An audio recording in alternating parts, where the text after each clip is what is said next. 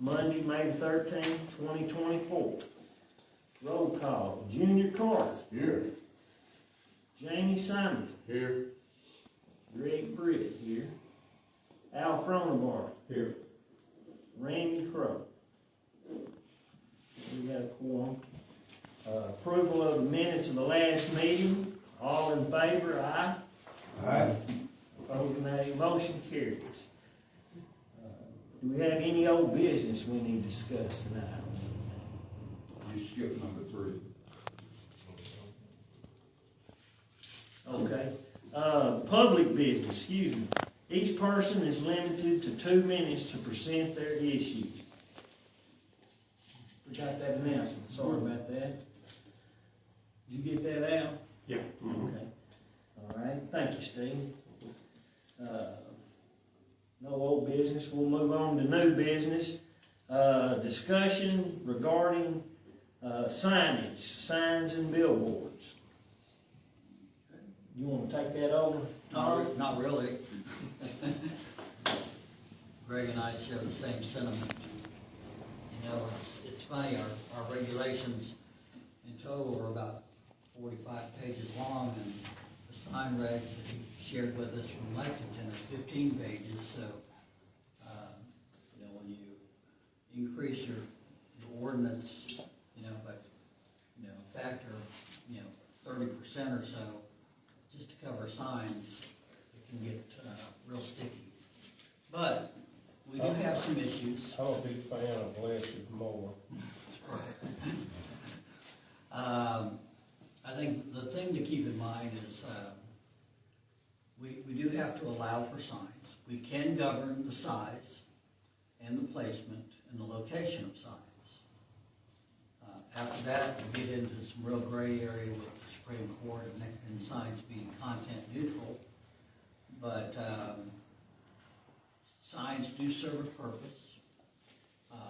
People will either hate signs or love them. People that love them, you know, more is more, and more is better. People that hate them, less is more. The sign regulations run the gamut, anywhere from,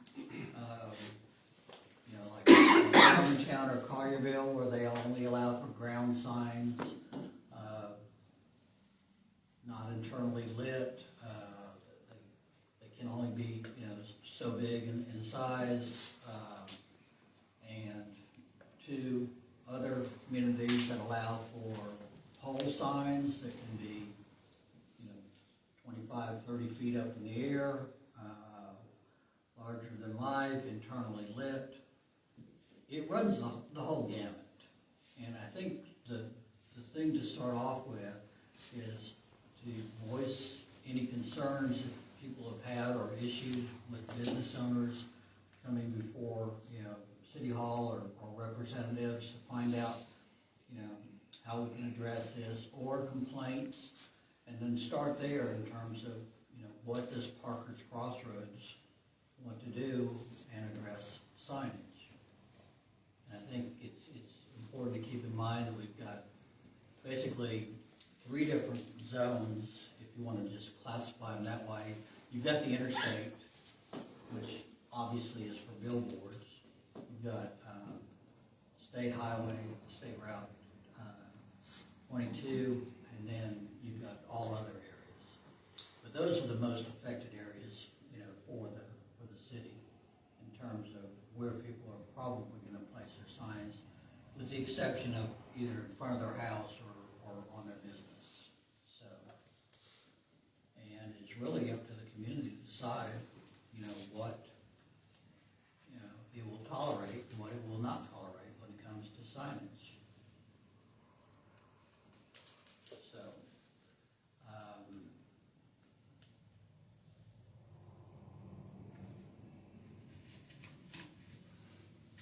having said that, anybody have any ideas, or how is this surfaced and come to our attention? You know, and I may be told by myself on this, but in my opinion, I don't have no problem with the lit up signs like your gas station signs used to be and all, because it seems like the more your town's lit up, the more it's gonna attract people. And most of those signs are not no little old shabby signs, you know, we're not talking about somebody hanging a piece of plywood up, put a spotlight on it, and take a paintbrush and paint it on it. I mean, they're expensive signs. They are indeed.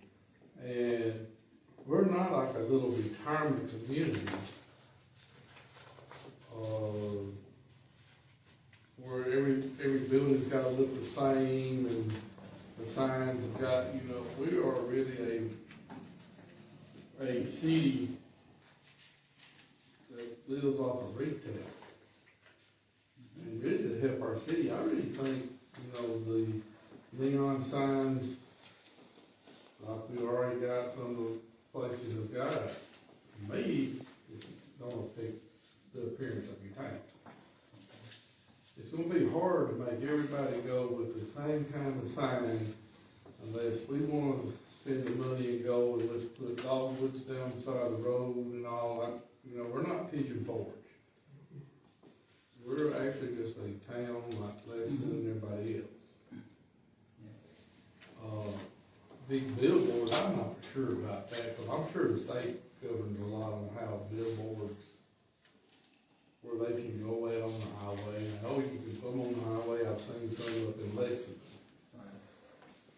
But most of them are pretty nice, and you know, they're not the old light pole posts. I say you need to stay with the standard single metal pole type light pole. I mean, no sign, I don't think you will want to allow them to put, like used to be on the interstate. They would used to have, you know, 4 light poles and they put up plywood and put something on it. That was the billboard. That's the only way they used to be. Now, no one may agree with you on that, but I mean, I don't see what's wrong with the neon signs, because the more we unite our town up, I think the more we're gonna attract off the interstate, the more our businesses sell, it's more sales tax for our city. On this memo that you'd sent us, where it says TDOT rules, I'm assuming that that's talking about highway or road right-of-ways. That is correct. And so, Steve asked that I include, and again, this is an abbreviation of they've got 255 pages, something like that, of regulations that govern their rules and procedures. But they will principally cover state highways and the interstate. You might ask Greg how this came up, Okay. because he was contacted by a sign company. That's what has brought this whole thing. Again, just, yeah, y'all can blame me for that, cause no, you're not. I got a call about, and, emails with the company, talking about what put up 2 years over the hill across from the dollar store, one on either end of that lot. And if they'd have just said one, it might not have triggered the thought that we needed to discuss it, but when they said 2, I thought, well, maybe the commission or the board or the community wants to address it from a distance standpoint, so you doesn't become littered with billboards. You know, if that bothers anybody, I don't know if it does or not, but here's what we find out. And that's what brought this up. Now, if you look at all them stuff that Lexington's got about signs and stuff, you can find a whole lot more than you want, probably. But that's why I said I'm a fan of less is more when it comes to sign ordinance, because it's one that's, it comes tedious for the business owners, it comes tedious for the enforcement side of it, and it's just, it can be a headache.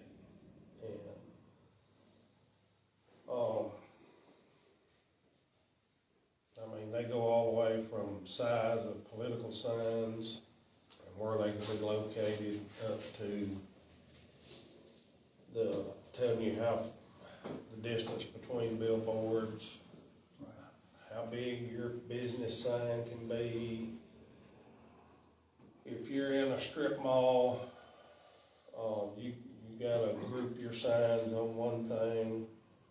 You can put signs on your building over your little portion of it, but you gotta share the sign out front, stuff like that. I mean, I don't know if we wanna get into that, but. But now, a lot of common sense would take care of that too, because like on a strip mall, they just have so much frontage they could use anyway, you know, cause most times it's just a driver you pull in, so they have to have one sign. You with that? Take care of, I understand, but, I have seen where there's a strip mall and it ran parallel to the road. And not only did they have signage for each store, but each store had a sign at the street Yeah. rather than a shopping center or a grouping sign, Well, you know, and, especially if they don't get along, or you got separate owners or something, you know. right. that's where it could become a problem, because most times it's all the electricity's off of one building, and that one person had to pay like the whole sign up. Yeah, I'd say, and that's something to think about. But then again, that kind of falls back to the landlord and who's written it too. You would think, as long as it's a lease building, you know, that landlord take care of that part of the light bill, but, you know, those are the things that are in that ordinance. I don't know that we need to get that deep in the weeds, but, you know, the big thing about signs from my experience in the enforcement side is one, line of sight for cars. So they can see the pull out and they don't get hit by, you know, and sign doesn't block traffic.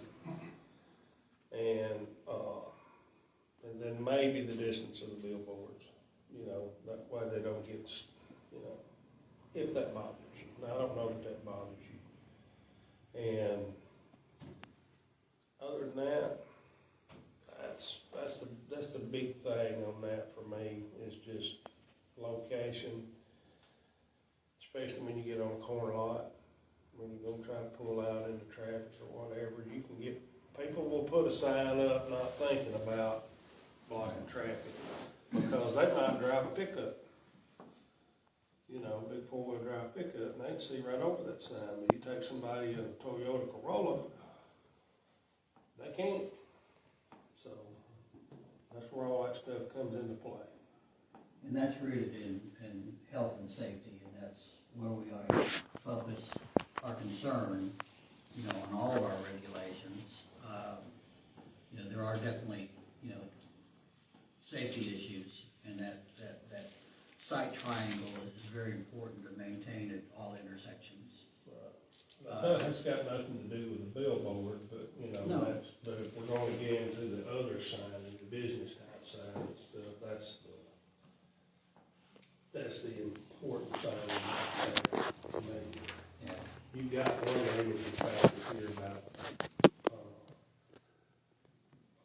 road frontage, limited in your square feet, so that Lexington ordinance doesn't go by that, but, you know, that's okay too, I've heard that, so.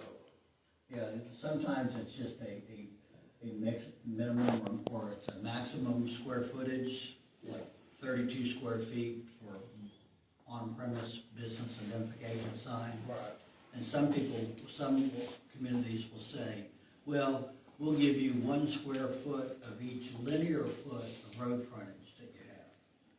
And that way, if you're in a downtown area and you only have 25 feet of road frontage, then you have a 25 square foot, you know, sign, and that's it. It keeps it proportional. On the other hand, if you've got 100 or 200 square feet of road frontage, you're allowed a bigger sign. Right. You know,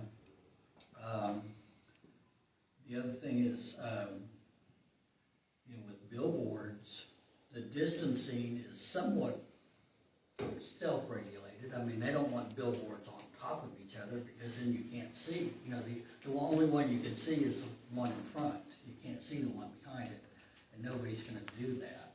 And you could probably address. Well, the state has regulations on billboards on all interstates and all highways. Right. And they already have, what's considered, there's two different categories, on premise and off premise signs. And they don't really have many regulations on premise sides. They're more on the off premise. And that is advertising. In other words, you can have a business that would have a sign there that doesn't advertise that business. That's an off-premise sign. Right. And they have, like on the interstate, it's 1,000-foot spacing between each sign, and they have to be, to build a new sign, it has to be in an area that is zoned for it. You can't go on the interstate and build any sign on any unzoned location. There's one or two locations. If there was a building that happened to be beside the interstate, there could be a sign, one sign there, and then if the frontage was long enough that you could get 1,001 foot, you could actually have two signs there. But it would only be because that business was there. And so that's where they can have a sign on the interstate that's not in a zoned area. You've seen some of these frontage roads that'll have a business off on that frontage road, and they can be within, on that property, and then you could have two of them, but they would have to be 1,000 feet apart. But now I think, and I meant to look it up, but I forgot, I think on the state highways it's 500 foot, I believe is right between signs. And give you an example, we don't want to wind up, I don't think, like Jamie just said, brought up about Gatlinburg and Pigeon Forge. They got so many signs up there, as you drive through there, they're just one after another, and you could get, you might want to limit and not have so many signs to where that's all you're seeing is just a forest of signs, And but when you start going, and you got certain size limitations on that. Somebody brought up double stack boards. You used to could build a double stack board, but the state has outlawed those now. Now the old ones that are still there, of course, are grandfathered in. But you can't build a new double face sign. You can have one face on each side, but you can't have stacked faces on each side. And I've run in that before. Jackson has a ordinance that's really a nightmare. There's more cases where you can't build a sign than you can build a sign, and with lighting and height regulations, you can get into, well, like you said, that Lexington was 15 pages long, and I'm sure Jackson's is, you may know, Greg, but I'm sure it's double or triple that. I don't know what theirs is, but I'm sure it's more than that. They got a lot of regulations on it. My thinking is that we probably don't want to get, at this point, into too many regulations on it till we start seeing some things. We might want to limit where, on the distance, where they're not so many, just like one after another. So, in other words, I think it would be negative for our area here to have a billboard every 500 feet going down, and actually you could be on both sides of the road, so it'd look like a canyon down there. It wouldn't happen because there's not that much demand for signs here, but you could, especially close to the interstate, you could get pretty solid there. And that we develop, over the years, of course, that could increase as well. That's true. Now, just for reference sake only, and then I'll shut up. Theirs up there is 2,000. 2,000. That is on the same side of the road. If it's on opposite sides, it's 1,000. All right. That's the way. I want to ask you, bring me up to speed, do we have any rules or regulations on signs at all right now? Certain zones, they can't be in every zone, but now you can have them in, I believe, commercial and AO zones. Commercial and AO. Yeah. Well, I was just gonna touch on that point. Sorry about that. Whereas, like we said, we reference Lexington, and we're not picking on Lexington, Lexington's no different than other communities that get into regulating signs, but, so it's nothing against Lexington, but the sign regulations in Parker's Crossroads are about a quarter of a page long, okay? And it says, signs shall be regulated within the town of Parker's Crossroads as set forth below. Within residential districts, signs shall be limited to A, real estate signs of a maximum of 6 square feet. Okay. B, home occupation signs of a maximum of 4 square feet. There shall be no illuminated signs. That's all the sign regulations are for residential districts, which would be AO and R districts, correct? So no portable signs, you couldn't put them out. If it met the size requirement, it could be portable. It doesn't say anything about being fixed. Okay, but how close to the road do it have to be? It doesn't address that. Yeah, we did. I know you can put them out when people pull out of a drive or something. Some people set them right on the edge. So I understand to be visible, but when you get ready to pull out, somebody pull out, they can't see around that sign. Right. Now, if they back off the road just a little bit, I don't see that would be a problem. Right. Of course, that's where they would really often pull it back, because it could come back, they call it an accident, Yeah. it could come back in clean. Right. They were blocking the view of the Right. road.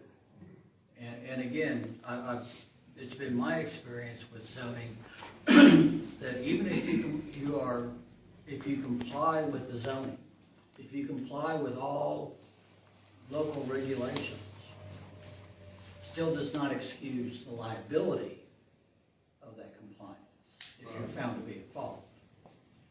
So, okay, so within commercial districts, and we don't address industrial districts here, it says, on-site signs shall be freestanding or attached to the structure. Such signs shall not exceed a size of 1 square foot for each foot of road frontage. So there's some, that's what I addressed earlier. There's a little bit of a gray area here. Is that all signs in total, or is that each sign? There could be some clarification there. Reading it the way I read it, it would be all signs in total. So if you have, again, you had 100 square foot of road frontage, all your signage for that property could not exceed 100 square foot. Then it says, off-site signs or off-premise signs shall be allowed advertising products or establishments not on the affected lot. So, such signs shall not exceed 650 square feet nor be higher than 70 feet. I don't know if that's a typo or not. Maybe a space between the 7 and the 0. 70 feet. Okay. So that's basically a 7-story building. So that's pretty tall. I think that would probably not serve, it would serve a purpose of getting somebody's attention from far away, but it wouldn't serve